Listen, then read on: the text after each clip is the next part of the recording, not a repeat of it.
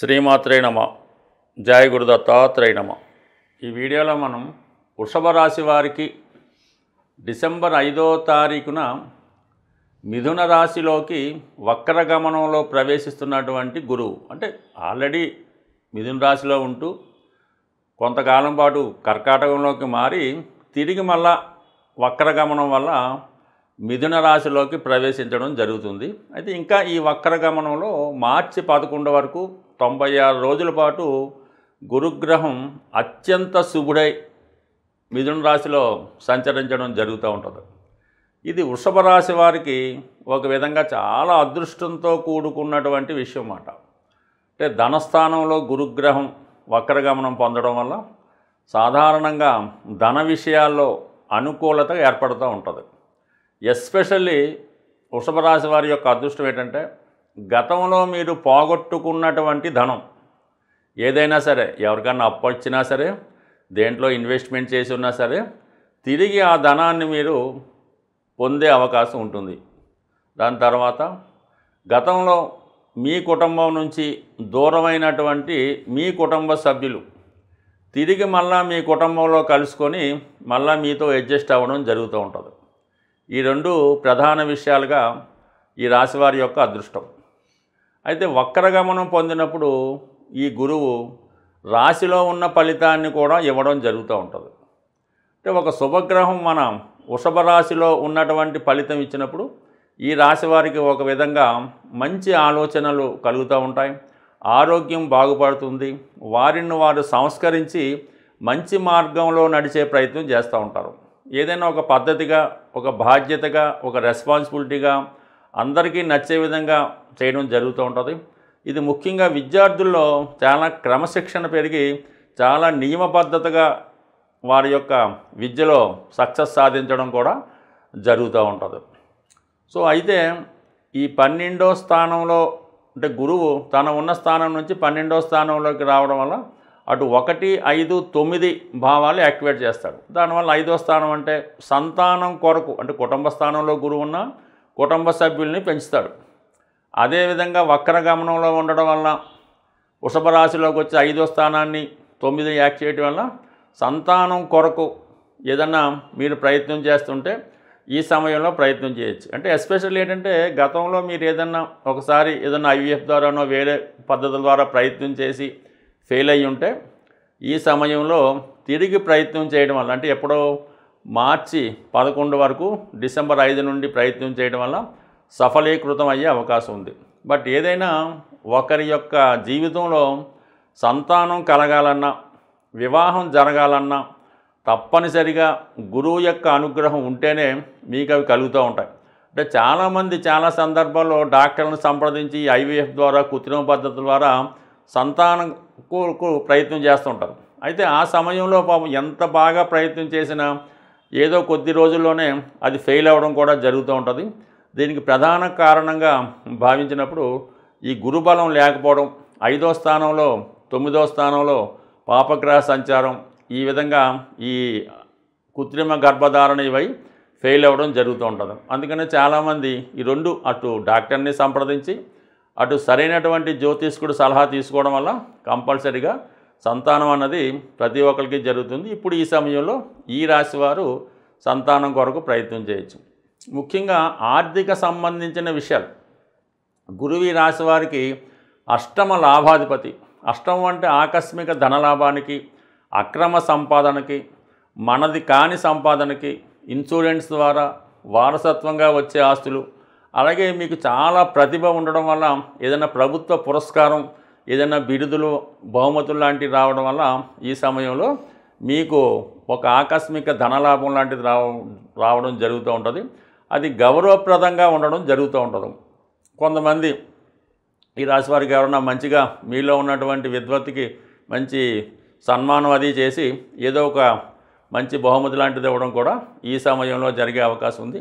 అలాగే కుటుంబంలో ఏదో ఒక శుభకార్యం జరుగుతూ ఉంటుంది. అంటే కుటుంబ సభ్యులు పెరగవలసి ఉంటుంది. దానివల్ల ఏంటంటే మీకు సంతానం కలగడం కానీ, సంతానానికి వివాహం జరగడం వల్ల వేరే వాళ్ళు మీ కుటుంబంలో ప్రవేశించడం కానీ ఇవన్నీ జరుగుతూ ఉంటాయి. అయితే వక్రించినప్పుడు ఏముంటుంది, కొంతవరకు పూర్వజన్మలో ఎవరైతే మీకు బంధుత్వం ఉంటుందో వారు తిరిగి మీ కుటుంబంలో కలుసుకోవడం, కొన్ని రుణాలు తీర్చుకోవడం ఇవన్నీ కూడా ఈ రాశి వారికి అనుకూలించే అవకాశం ఉంది. లాభాధిపతిగా ధనస్థానంలో ఉండడం వల్ల ఏంటంటే మీకు పెద్దవారి ద్వారా, అన్నదమ్ముల ద్వారా, అదృష్టం ద్వారా కొన్ని సందర్భాల్లో ఏదైనా అదృష్టం వరించడం వల్ల ధనలాభం కలిగే అవకాశం ఉంది. ఇప్పుడు ఎస్పెషల్లీ మన వృషభ రాశి వారికి అదృష్టం ఏంటంటే శని భగవానుడు మీనరాశిలో 11వ స్థానంలో ఉన్నాడు.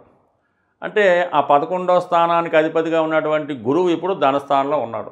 కంపల్సరిగా ఈ సమయంలో మీకు ఉద్యోగపరంగా ప్రమోషను, అభివృద్ధి, నూతన ఉద్యోగ ప్రయత్నాలు చేస్తున్న వారికి ఉద్యోగంలో కొత్త ఉద్యోగం రావటం ఇవన్నీ జరిగే అవకాశం ఉంది. ముఖ్యంగా ఈ గురువు మిథున రాశిలో ఉన్నటువంటి గురువు ఏదన్నా విదేశంలో బాగా దూర ప్రాంతంలో ఉద్యోగం చేసినటువంటి మీ పిల్లలు, మీ కుటుంబ సభ్యులకి ఈ సమయంలో వారికి దైవగ్రహ అనుగ్రహంతో కొత్త ఉద్యోగం ఏర్పడడం ఇవన్నీ కూడా జరిగే అవకాశం ఉన్నది. బట్ ఏదైనా మిథున రాశిలో ఉన్నటువంటి గురువు వృషభ రాశి వారికి అటు ధనాన్ని ఇండిపెండెంట్గా వాళ్ళలో ఉన్నటువంటి చిన్న చిన్న బలహీనతల నుంచి బయటపడి కొత్త జీవితం ప్రారంభించడానికి అనుకూలంగా ఉంది. ఒక విధంగా చెప్పాలంటే వృషభ రాశి వారికి చాలా బెస్ట్ పీరియడ్ మాట ఇది. లాభస్థానంలో శని, ఆ శని రాశ్యాధిపతి గురువు ధనస్థానంలో, ఇవన్నీ కూడా మీ యొక్క అభివృద్ధికి ఈ 2 గ్రహాలు కారణం అవుతాయి. అయితే మనం మంచి ప్రయత్నం చేస్తూ ఒక విధంగా శని భగవాన్ని, మరొక విధంగా గురు భగవాన్ని పూజించుకోవడం వల్ల, అంటే వాటి యొక్క అధిదేవతల్ని పూజించుకోవడం వల్ల ఆ గ్రహాల అనుగ్రహంతో మీరు చేసే మంచి ప్రయత్నానికి మాత్రమే గురుగ్రహం కానీ శనిగ్రహం కానీ సహకరిస్తారు. ఏదో అన్యాయ అక్రమ విషయాలకి మీరు ప్రయత్నం చేస్తే తిరిగి మీరు నష్టపోయే అవకాశం ఉంది. కాబట్టి ఈ విషయాన్ని ఖచ్చితంగా మీరు గమనించవలసి ఉంది. ఎందుకంటే చాలామంది మనం చెప్పినవి జరగడం లేదని అనుకుంటూ ఉంటారు. జరగాలంటే మన ప్రయత్నం ఉండాలి, మన జన్మజాతకంలో రాసి ఉండాలి, మన ప్రయత్నంలో కూడా కంపల్సరీగా విశ్వాసంతో కూడుకొని ఉంటే ఏ పనైనా 100% గురువు తలుచుకుంటూ ఇవ్వగలడు. ప్రస్తుతం ఈ గురువు వక్రగమనంలో ఉన్నప్పుడు తన శుభ ఫలితాలు మరింత ఎక్కువ ఇవ్వడం జరుగుతూ ఉంటుంది. అయితే ఏదైనా మనం ఒక గ్రహాన్ని ప్రసన్నం చేసుకున్నప్పుడే ఆ గ్రహం మనకి మంచి ఫలితాలు ఇవ్వడం జరుగుతూ ఉంటుంది. అయితే గురువు అనుగ్రహం పొందాలంటే కంపల్సరీగా ఆ వ్యక్తి చాలా ప్యూరిఫైగా ఉండాలన్నమాట.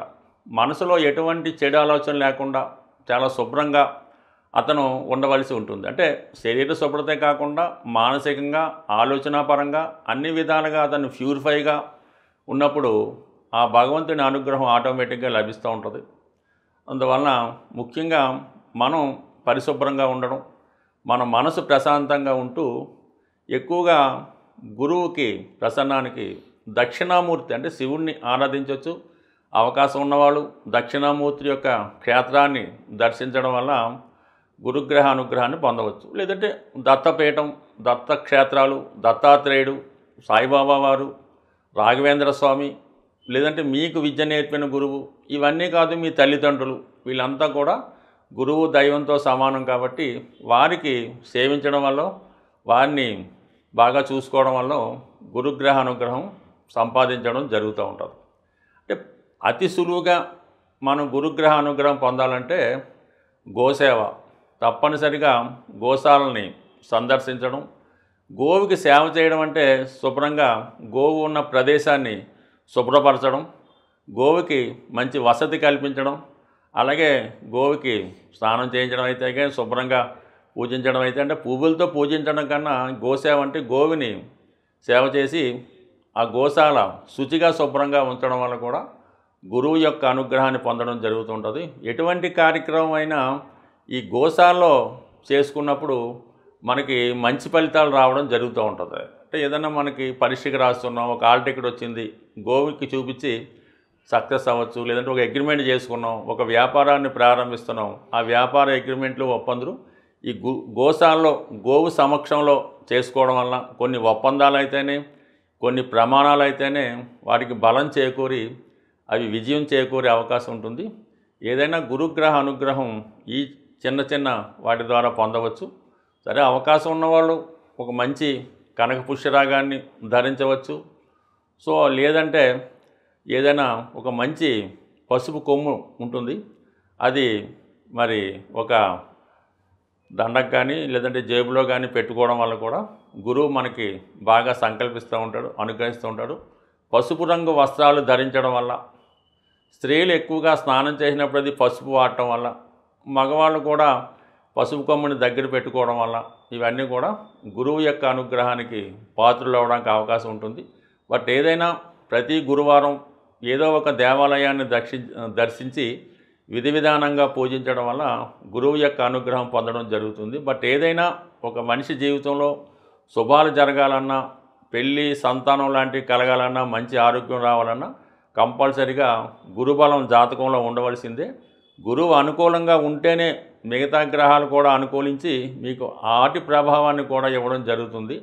గురువు యొక్క అనుగ్రహం లేనప్పుడు మిగతా గ్రహాలు కూడా ఇబ్బంది పెట్టి జాతకుడిని ఇబ్బంది పెట్టడం జరుగుతుంటుంది. కాబట్టి ఏదేమైనా గురువుని సేవించడం వల్ల సర్వశుభాలు పొందే అవకాశం ఉంటుంది. స్వస్తి.